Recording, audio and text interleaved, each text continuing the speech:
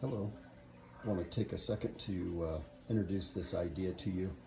This is, it allows us to have freedom of motion along one axis while we control or limit motion in the other axis. So what we have are basically a couple of components. We have the disc, we have the spine, and then we have these bushings.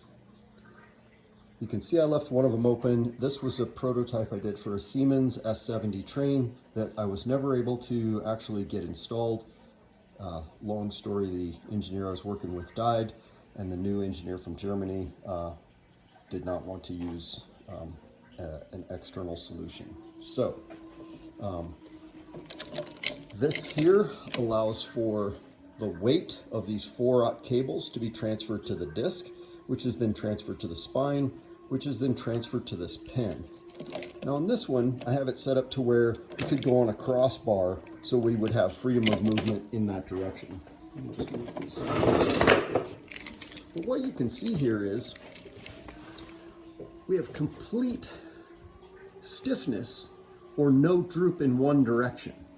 But now when we have two parts and one needs to move, well, of course, we're going to need that flexibility. We're going to need that extra cable, for example, between a car and a trailer. You have to have extra cable so when you go around a corner, it can actually move with the vehicle as it goes around the corner. So all it does is we would push all the extra out to one side. Now again, nice and straight this way. All that extra is pushed out to the side. Now, when we go back to straight, as if we were going around the corner, we were going to consume that extra length of cable. That extra length of cable is there, we'd go back to straight, and the extra cable would just go off to the side. Again, you can see that disc design, but now I want to point out another advantage of this, actually a couple more. So one of these things is if we have a tractor, like a John Deere, we have a bush hog on the back of it for cutting grass. We've got those hydraulic cables that are going to come off of that PTO, run to the brush hog. Those cables, or in that application, we probably get a lot of sticks and rocks and things like that thrown up. So we want to have a nice open frame where with movement, it's self-cleaning. The other thing is, even though we're protecting these hoses from damage, they're not going to rub on things, we might need to replace one of them at some time. We really don't want to have to disassemble the whole thing. So what we do is we just leave these to where the opening fits the hose, and then the bushing slides in that way, then you throw the clamps on. It's actually really important to have kind of this design.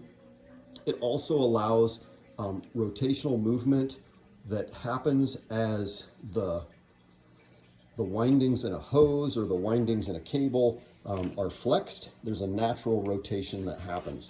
So again, like this one, this is a hose. These other ones are, of course, cables. There's no restriction in the patent on whether it needs to be 4 or not. It can actually be 1 to as many as we need of the ability to carry different hoses or cables. However, I printed some of these small so that we could also see some other applications. We know in medical, oftentimes you'll see a lot of surgical tubing and stuff, and it's always tangled up because it has to have all the extra and it has to droop down. Now, same principle, like on a Bobcat, where we have that front bucket where we put all those attachments on, they oftentimes will rub on the side tires.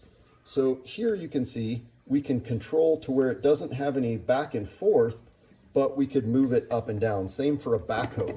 So you're going to see that same exact idea here, where if it were a backhoe or an attachment, like the flexibility is still fully there for those hoses. And whether it's something that's really soft or not has nothing to do with it. The rigidity comes from the spine down the center, and that we're using it in the height for the stiffness, and the width of the spine gives us the flexibility. It works on the same basic principle that like those little toy snakes worked when you were a kid, where you could hold on to the snake and the spine that ran down the center was just a piece of paper glued between the pieces of wood. And that made it stiff in one direction and completely flexible in the other. Same general principle here, but you can hopefully see those advantages. Thanks.